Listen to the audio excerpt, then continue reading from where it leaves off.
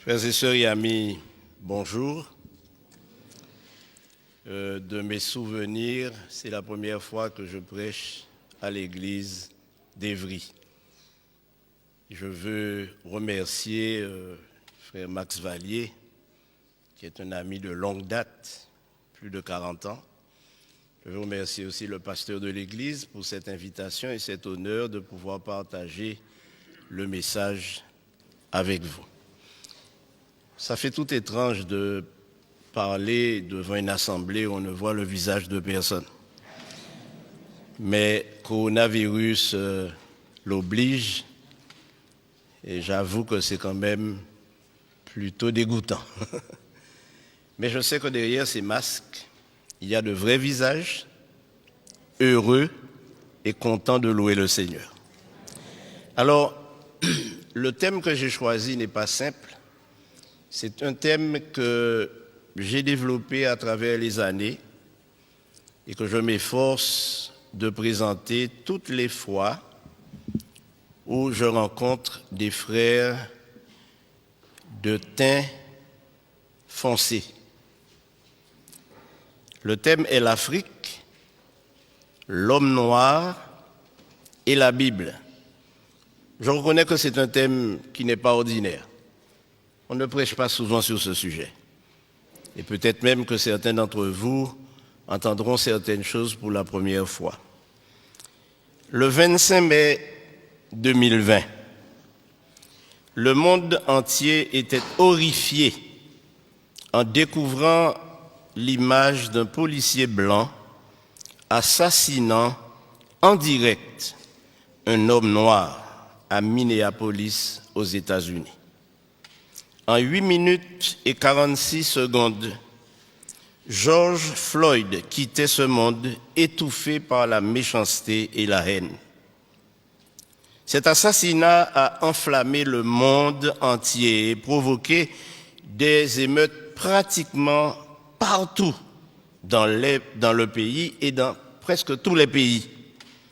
Un cri unanime contre le racisme s'est fait entendre, mais l'émotion retombée, tout demeure comme par le passé. Cet événement fait ressurgir de nombreuses questions sur la place de l'homme noir dans la société. Et l'une des questions qui se pose et que l'on pose est: pourquoi ce teint épidermique fait-il tant réagir? Une deuxième question serait: est-ce que l'Afrique existe dans la Bible? Ou est-ce que l'Afrique a un rôle à jouer dans la Bible? Je suis arrivé en Afrique de l'Ouest en 2005, exactement le 6 janvier 2005. Et après avoir parcouru les 11 pays de l'Union que j'avais été appelé à diriger, je me suis rendu compte de deux choses fondamentales. La première, c'est que j'étais enfin à la maison. Et la seconde, c'est que tout ce que je voyais, ce que j'entendais, ce que j'écoutais, me semblait avoir été vu et entendu quand j'étais aux Antilles. Et cela m'a fait prendre conscience que ce peuple parmi lequel j'allais vivre jusqu'à présent d'ailleurs, et cela fait 15 ans, est réellement un peuple spécial. De nombreuses fois, j'ai entendu des frères antillais faire des réflexions très négatives à l'égard de l'Afrique et des Africains. Mon problème est que c'est le résultat d'une coalition internationale dans le cadre du conflit cosmique où les médias du monde entier se sont ligués contre ceux qui ne sont pas décolorés. Car en réalité, vous découvrirez à travers l'étude, malheureusement le temps m'est compté, de sorte que je vais faire des raccourcis, mais je veux faire 3 déclarations qui vont vous pousser à réfléchir et peut-être à sonder les Écritures davantage. La première, c'est que la Bible a été écrite pour que les Africains sachent que Dieu est leur Dieu. La deuxième chose que je vais dire, c'est que le peuple d'Israël est un peuple noir. Et la troisième chose que je dirai, c'est que nous, Antillais, descendants d'esclaves, il y a probablement parmi nous des descendants des tribus d'Israël. Alors plusieurs fois nous avons dit, mais c'était pour les Juifs. Nous ne sommes pas Juifs. Nous ne sommes pas Israélites. Je fais la différence entre Israélites et Israéliens. Et qui sommes-nous? Et volontiers, nous nous décrivons comme des païens ou des païens convertis. Mais attention.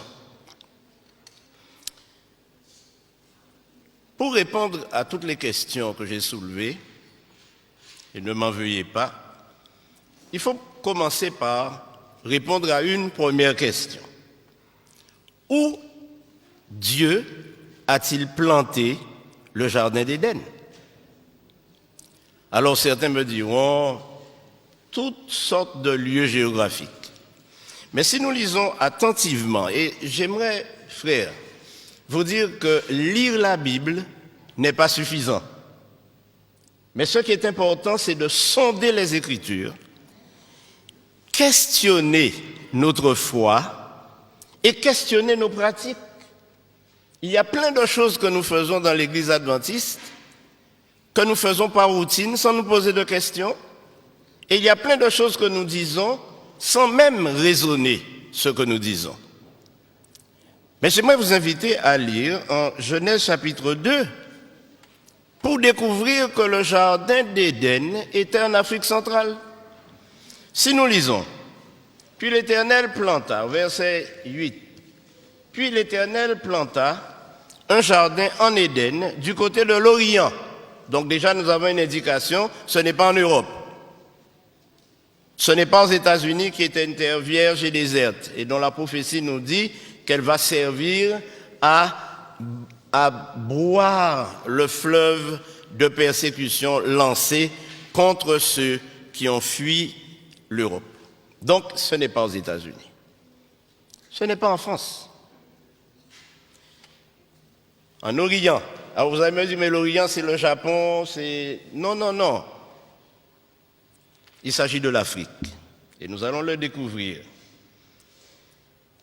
Au verset 11, verset 10, un fleuve sortait d'Éden,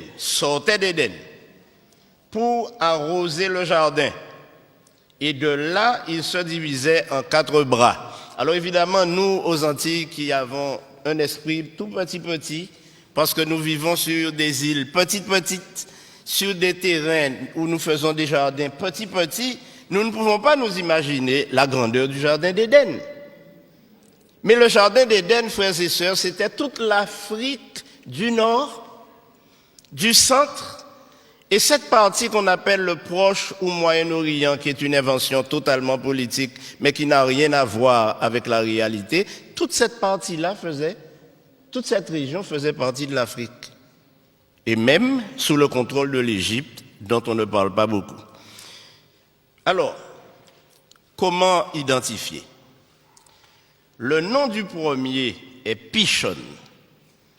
C'est celui qui entoure le pays de Havila, où se trouve l'or. Vous savez qu'aujourd'hui, lorsqu'on cherche de l'or, on va au Congo. Lorsqu'on cherche beaucoup d'or, on va en Guinée. Et si on cherche de l'or, on ne va pas chercher de l'or en Europe ou dans les régions glaciaires. L'or de ce pays est pur et on y trouve aussi le bdellium et la pierre d'onyx. Le nom du second fleuve est Gihon. C'est celui qui entoure tout le pays de Couche. Or, nous savons que Couche, c'est l'Éthiopie. Le pays de Couche, c'est l'Éthiopie. Et nous savons où se trouve l'Éthiopie, non? Vous savez? Mais c'est ce que nous dit la Bible, le pays de Couche, Et tout à l'heure, nous allons voir qui est Couche en réalité. Le nom du troisième est Hiddekel, c'est-à-dire le tigre. C'est celui qui coule à l'orient de la Syrie. Il coule à l'orient de la Syrie, donc il se trouve dans la région de la Libye, l'Irak, la Turquie, l'Asie. Et si vous découvrez les choses normalement, ce fleuve va jusqu'en Inde, faisait partie de cette région qui était sous le contrôle d'un dénommé Nimrod, dont vous avez entendu parler, qui est le premier fondateur des villes et le constructeur de la tour de Babel, ainsi que le créateur de la ville de Ninive, jusqu'en Inde. Et vous savez que les Indiens considèrent ce fleuve, ils l'appellent le Gange, mais si on cherche dans l'histoire, on découvrira que c'est un fleuve qui sortait d'Éden. Et bien sûr, le dernier, c'est l'Euphrate. Alors, que nous indique l'Euphrate? L'Euphrate, c'est toute cette région que je viens de décrire. Alors, l'Éternel prit l'homme et le plaça dans le jardin d'Éden pour le cultiver. Maintenant, quand nous allons à la création, nous réalisons que tous les animaux les plus extraordinaires, et si vous voulez voir des animaux extraordinaires, vous devez aller où? En Afrique. Même si on trouve quelques animaux en Europe perdus un petit peu dans les forêts, mais c'est en Afrique que l'on trouve tous ces animaux. Maintenant, les hommes de grande taille, on les trouve en Afrique. J'ai eu l'occasion de passer en Éthiopie et j'ai été surpris de voir la hauteur des Éthiopiens. Et quand je suis allé au Kenya et que j'ai vu les Maasai, je me suis rendu compte que la Bible ne se trompe pas. Alors mes amis, pour faire court, parce qu'il faut que le temps passe, n'est-ce pas? Le pays de Havila est un pays qui couvre toute une région, y compris l'Asie, le Yémen et l'Inde.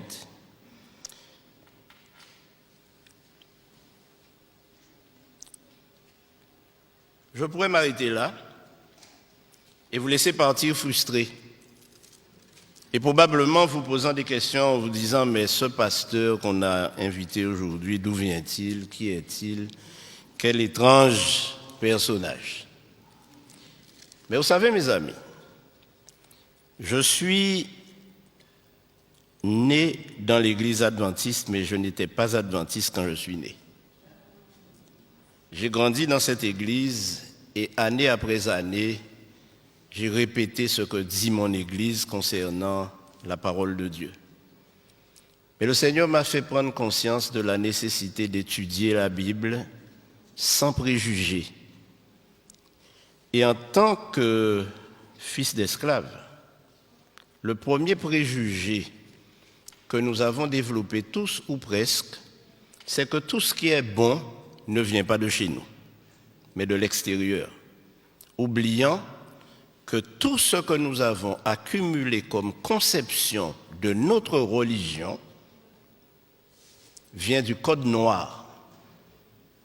Et le Code noir stipulait que les Africains ou les hommes de couleur noire n'ont pas d'âme, ne sont pas capables d'adorer et ils ne peuvent pas avoir un Dieu autre que le Dieu de leur colon, de leur maître.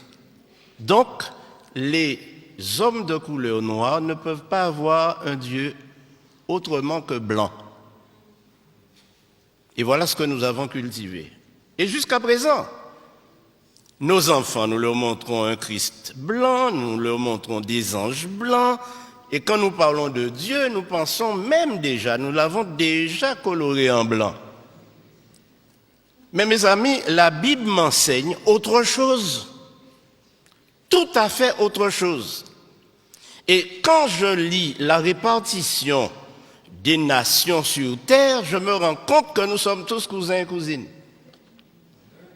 Car nous sommes tous, mon cher Max, des descendants de Noé. tous descendants de Noé, à travers ses fils.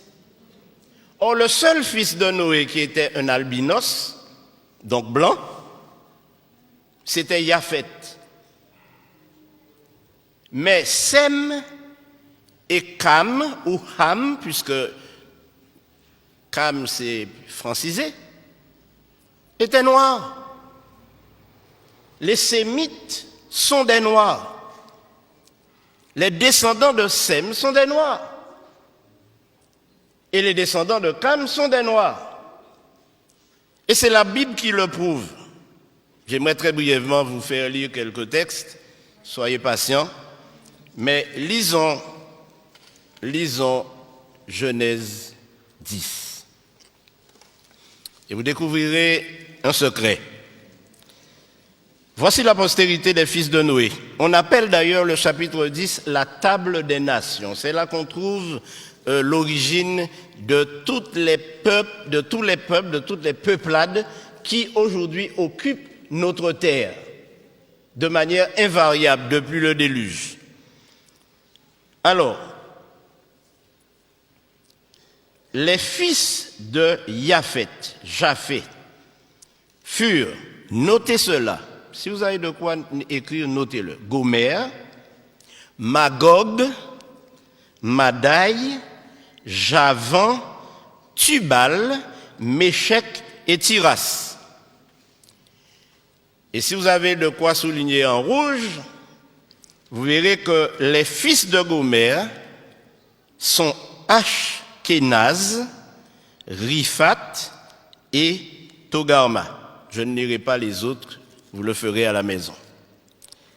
Mais ce qui est intéressant, c'est que au verset 5, il est dit, c'est par eux qu'ont été peuplées les îles des nations selon leur terre, selon la langue de chacun, selon leur famille et selon leur nation. Où les fils de Japhet ont-ils habité? Eh bien, tout simplement en Europe centrale et en Europe de l'Ouest. Et c'est pourquoi, dans toute cette région, il y a des blancs. Au verset 6, nous lisons « Les fils de Ham, de Cham ou de Cam, furent Cush, Mitzraïm, Pout et Canaan. » Cela vous dit quelque chose? Cush, le père des Cushites ou le père des Éthiopiens. La Bible nous dit, un Éthiopien peut-il changer sa peau? Et quand on fait cette réflexion, on se réfère à quelle couleur? La couleur noire. Mitzraïm a donné son nom à l'Égypte. Donc c'est toute l'Afrique du Nord. C'est un fils de Ham. Mais nous avons encore une autre réalité. C'est que nous croyons que les Libyens, que nous croyons que les Iraniens, les Irakiens, c'était des Blancs. Non, c'était aussi des Noirs, puisque Pout, fils de Ham, a donné naissance à la Libye et à tous les peuples qui habitent dans la zone. Et Canaan. Alors Canaan, souvenez-vous, c'est lui qui a reçu la malédiction de Noé, fils de Cam. Alors certains ont dit que nous sommes noirs parce que nous sommes maudits, mais ceux qui le disent sont plus maudits que nous. Parce qu'en réalité, ils ignorent que Dieu a béni Cam. Mais il a maudit Canaan pour un acte qu'il allait commettre plus tard. Alors, notez ceci. Cush engendra aussi Nimrod. C'est lui qui commença à être puissant sur la terre. Donc, c'est le premier roi de la terre. C'est lui qui a instauré le premier la démocratie, mais à travers la dictature. Il fut un vaillant chasseur. Et il régna d'abord sur quoi? Verset 10. Babel, Érec, Akkad et Calné au pays de Shinéar.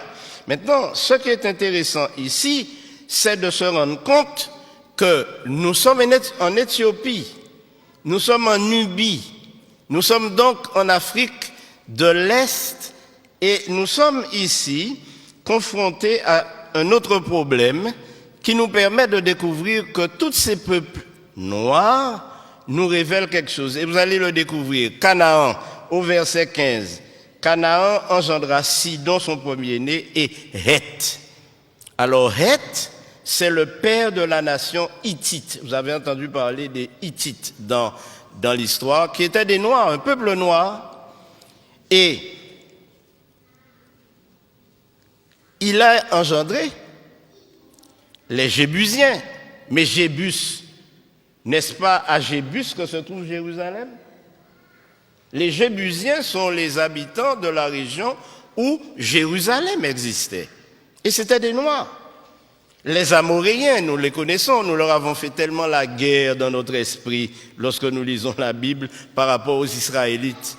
Mais en réalité, ils étaient tous cousins. Et nous allons, si nous lisons tout le texte, nous découvrirons qu'ensuite les familles des Cananéens se dispersèrent. Or, les Cananéens, c'était des Noirs.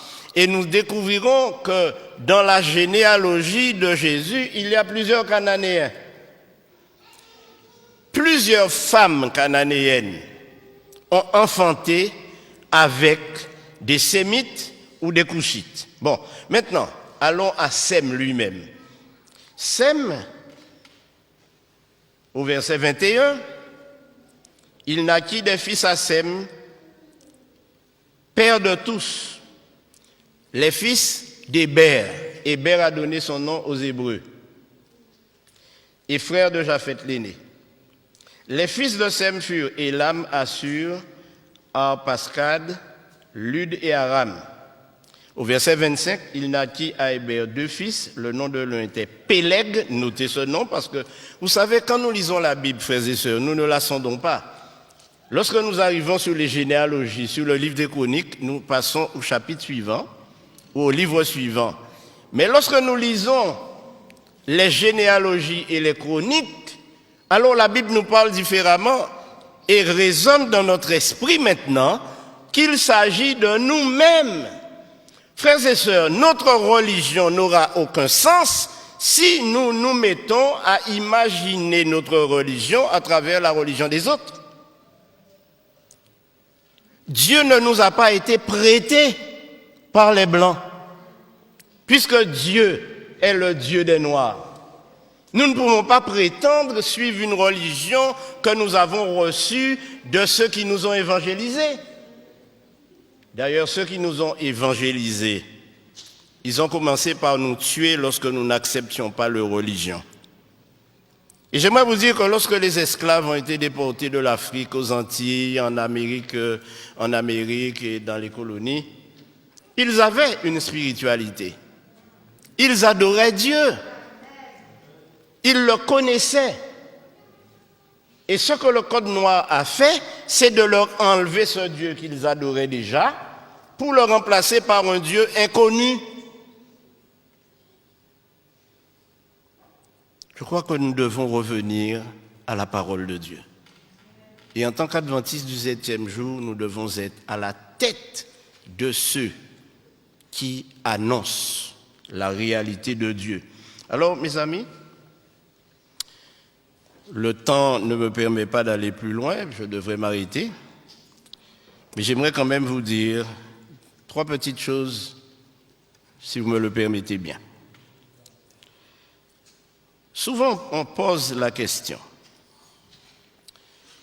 puisque le thème c'est l'Afrique, l'homme noir et la Bible. Je viens de faire des déclarations qui certainement ont fait bondir certains. Et je suis conscient que, à présenter les choses ainsi, on peut être questionné sérieusement. Mais alors, quand on considère le peuplement de la terre, on se rend compte que tous les Noirs, on les trouve en Afrique. C'est là. Si vous voulez chercher des Noirs, c'est en Afrique qu'il faut aller les chercher. et une Afrique qui géographiquement n'est pas celle que nous connaissons aujourd'hui, puisqu'elle englobait, comme je vous l'ai dit, toute une partie de ce qu'on appelle le Proche-Orient ancien, etc. Alors, il y a quelque chose qui a attiré mon attention et que j'aimerais vous révéler ce matin. Nous venons de lire la Table des Nations et pourtant, au chapitre 11, Dieu a révélé une chose très importante. Et quelle est cette chose? C'est qu'il nous donne la postérité de Sem uniquement. À partir du verset 10, il dit « Voici la postérité de Sem ». Et quand nous lisons la postérité de Sem, il y a des noms qui apparaissent. Au verset 16, il y a Péleg que nous venons de citer. Si nous allons encore plus loin, nous tombons sur Nachor au verset 24, qui engendra Térach ou Térak. Térak qui était qui? Qui était le père d'Abraham. Et Abraham et ses parents vivaient en Ur en Chaldée, c'est-à-dire en Irak ancien, Babylone. Abraham était un noir qui vivait dans un pays noir avec une femme noire, Sarah. Évidemment, lorsque nous lisons le verset 31, nous découvrons que Térak prit Abraham son fils et Lot fils d'Aaron, fils de son fils, et Sarai sa belle-fille, la femme d'Abraham, son fils. Ils sortirent ensemble d'Ur en Chaldée pour aller au pays de Canaan, qui était un fils de Couche. Notez ça. Le voyage d'Abraham a été un voyage extraordinaire que je ne vais pas mentionner puisque le temps ne me le permet pas. Mais lorsque Dieu fait alliance avec Abraham, au chapitre 15 et au verset 18, il est dit « En ce jour-là, l'Éternel fit alliance avec Abraham et dit « Je donne ce pays à ta postérité depuis le fleuve d'Égypte. » Comment s'appelle-t-il? Le Nil, jusqu'au grand fleuve, l'Euphrate. Or, nous avons vu que ces deux fleuves, ces deux bras de fleuve, sortaient de quel pays? Du Jardin d'Éden. Donc, ceci nous montre bien que quand Abraham va s'installer dans le pays de Canaan, il est toujours dans son pays. Mais il est dans le pays d'un de ses cousins, qui est un descendant de Cam. Je rappelle que Abraham est un descendant de Sem. Donc Sem était lui aussi de la même couleur que Couche, Ham, Cam. Donc c'était des Noirs. Alors maintenant, je sens venir la question. Et je la sens venir de telle manière que, puisque je dois conclure, je tiendrai à votre disposition toute l'étude que j'avais préparée pour ceux qui veulent aller plus loin. Mais la question est, mais quelle est la couleur de Jésus? Qui ne s'est pas posé cette question? Une autre question pourrait être, mais quelle est la couleur de Dieu lui-même? Bon, je vous dirai, la couleur de Dieu, pour mettre tout le monde d'accord, c'est arc-en-ciel. Parce que la Bible nous dit que personne ne l'a jamais vu, mais lorsqu'on regarde son trône, le trône est entouré d'un arc-en-ciel. Donc on va dire que la couleur de Dieu, c'est arc-en-ciel. Mais j'aimerais vous dire, mes amis, que les choses ne sont pas aussi faciles. Dans le Nouveau Testament, nous trouvons plusieurs Africains. L'eunuque, par exemple, il était de quelle nationalité? Il était éthiopien. Donc, il venait du pays de Couche. Maintenant, quel est le plus grand et plus célèbre Africain que nous connaissons? Dites-moi. Même derrière le masque, vous pouvez le dire. La reine de Saba? Non, mes amis, vous êtes trompés. Le plus grand et plus célèbre, plus fameux Africain que je connaisse, c'est Moïse, né en Égypte. Il est né en Égypte. C'est un Africain, Moïse. Un Africain noir. Beaucoup de personnes s'imaginent Moïse à travers le film de Cécile B2000, un vieux blanc à tête blonde, à cheveux blancs et barbe blanche. Non! Et la raison est simple, mes amis. Moïse a été élevé à la cour de Pharaon pour succéder au Pharaon. Or, nous savons aujourd'hui, et le monde scientifique, les historiens, les théologiens savent que les Égyptiens étaient des Noirs et les pharaons étaient noirs. Posez-vous la question, comment le pharaon qui a demandé de tuer tous les enfants hébreux, s'ils étaient blancs ou métis, je ne sais pas, aurait-il nourri à sa cour un petit blanc?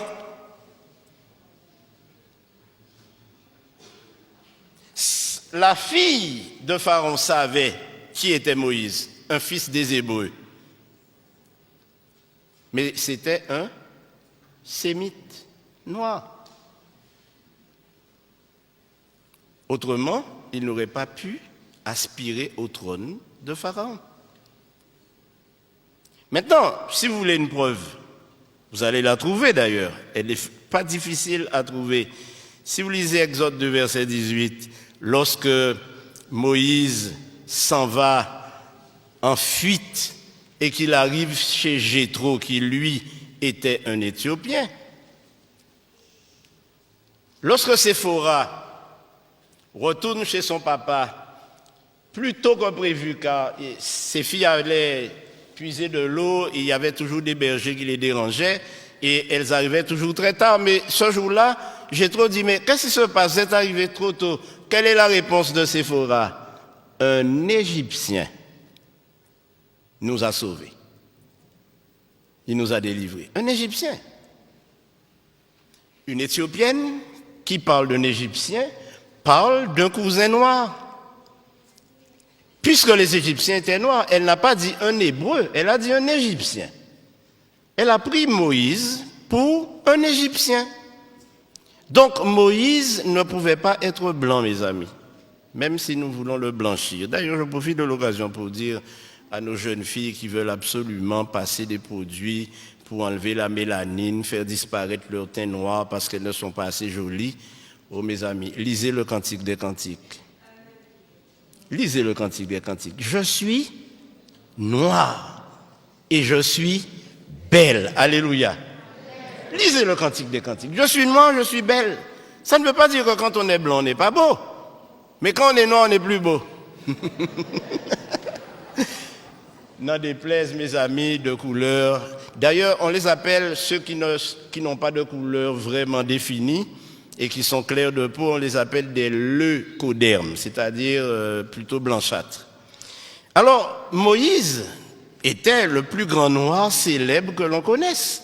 Et ceci a été prouvé par le plus grand savant du XXe siècle africain, qui s'appelle Cheikh Anta Diop, et qui a déterminé par ses études et prouvé au monde scientifique que la civilisation égyptienne et noire est la première civilisation du monde. Et aujourd'hui, quand nous parlons, nous disons que l'Afrique est le berceau de l'humanité, n'est-ce pas? Et si le berceau de l'humanité est en Afrique, ça signifie que Dieu a créé Adam et Ève en Afrique. Et quand nous disons que l'Afrique est le berceau de l'humanité, nous oublions malheureusement que l'Afrique a été à l'origine de toutes les sciences, de toutes les connaissances, à l'origine de tout ce que nous avons dans cette civilisation occidentale européenne, mais qui a été détruit lors des conquêtes Et on a cassé les nez de toutes les statues égyptiennes pour qu'on ne voit pas le caractère négroïde. Ainsi donc, mes amis, ne nous laissons pas embarquer, mais puissions-nous cultiver une religion authentique. Parce que vous savez que le vrai nom de Jésus n'est pas Jésus. Vous savez que Jésus est un nom grec. C'est le nom d'une divinité grecque. Les Grecs, quand ils sont arrivés et qu'ils ont conquis toute la région, qu'est-ce qu'ils ont fait? Ils ont changé tous les noms. Ils ont changé le nom des divinités, les noms des gens, et ils ont donc traduit Jesus, qui est un nom grec. Mais le vrai nom de Jésus, c'est Yehoshua, qui signifie Yahvé est le Créateur. Et Yehoshua, qui est le nom de Jésus, qui est le nom hébreu de Jésus, nous rappelle une chose que nous trouvons dans le livre, dans l'Épître aux Hébreux, qu'il a créé toutes choses et que toutes choses demeurent par sa création. C'est pourquoi je vous invite ce matin à adorer Yehoshua, qui signifie l'Éternel est avec nous. Maintenant, dans le livre, dans l'Épître, dans l'Évangile selon Matthieu, il nous est dit, on l'appellera comment? Emmanuel, qui est aussi un nom francisé, qui signifie quoi? Dieu avec nous. Bon, personne ne m'a fait signe, donc je vais m'arrêter quand même pour être sérieux. Mais mes amis, il y a deux généalogies de Jésus dans la Bible. Une en Matthieu 1er et l'autre en Luc 3. Ces deux généalogies, je vous invite à les lire, à les comparer. Et vous vous rendrez compte qu'elles sont inversées, c'est-à-dire une commence par la fin et l'autre commence par le commencement. Mais pourquoi ces deux généalogies ont été données? La première, c'est que la généalogie en Matthieu prouve que Marie est bien la mère biologique de Jésus et elle était noire. La généalogie de Luc montre quelque chose de particulier. Quoi? C'est que Joseph, le père adoptif de Jésus, était de la même lignée que David, que Marie. Parce que la Bible nous dit, Apocalypse 5, que le lion de la tribu de Juda, le rejeton de David, c'est lui qui est l'agneau immolé et qui nous donne la victoire. Et pour qu'on soit sûr que Jésus n'était pas issu de lignée parallèle ou hybride, Dieu a fait que son père adoptif était de la tribu de David, il était de la lignée de David, donc un descendant de Boaz, qui a eu un enfant qui s'appelait Obed, qui est le père d'Isaïe, donc le père de David. Boaz était lui aussi un sémite noir. Maintenant, Ruth était moabite. Mais on se souvient que Moab est le fils incestueux de Noé et l'une de ses filles qui a fait dire à Dieu que les Israélites ne devraient pas se marier avec les Moabites. Ainsi donc, mes amis, en conclusion, il faut conclure, n'est-ce pas? À la question, mais quelle est la couleur de Jésus? Alors, si je vous dis que je ne sais pas, vous ne me croirez pas, après tout ce que j'ai dit. Mais ce que j'ai découvert en étudiant les généalogies, c'est que toute l'ascendance de Jésus, depuis Abraham, est de lignée noire, sémite et cushite.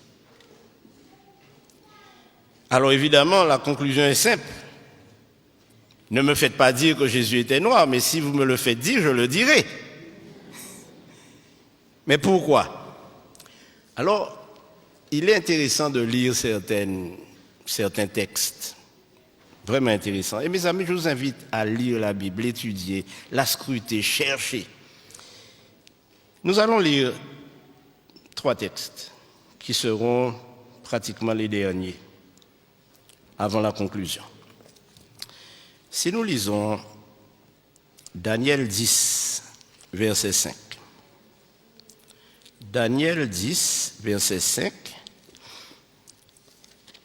Et nous trouvons une description intéressante.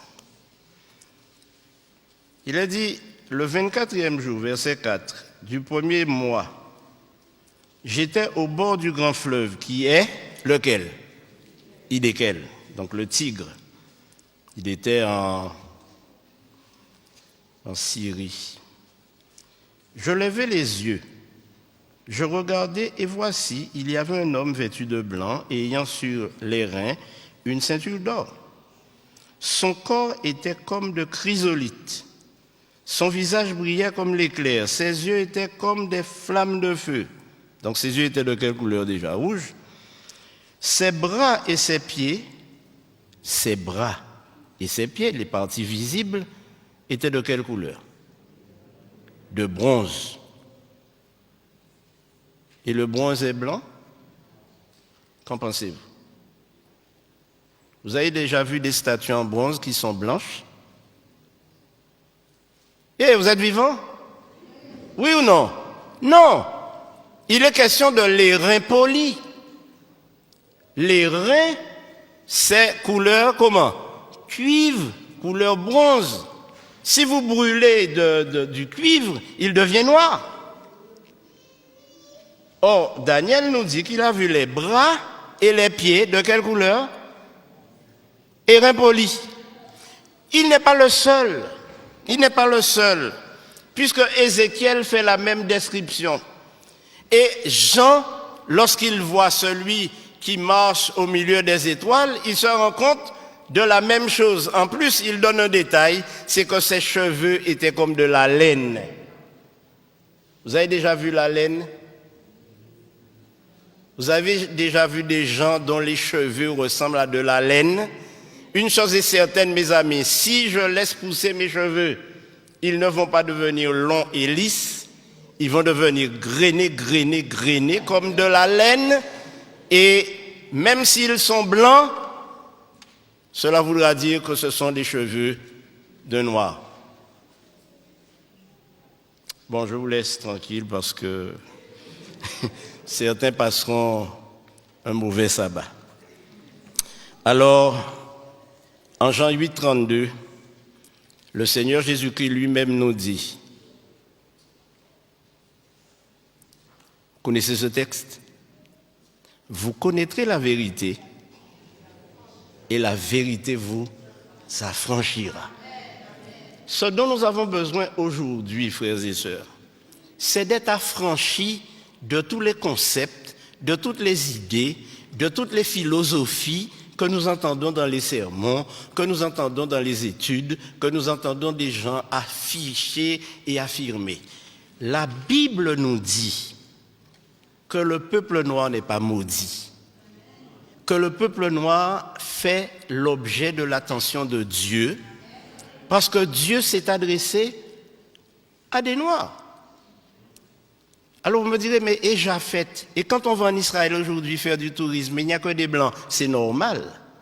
Parce que les fils d'Askénaz, qui sont allés habiter dans les pays de l'Europe, de l'Est, entre la mer Caspienne et la mer Noire, dans le royaume Askénaz, ont été chassés.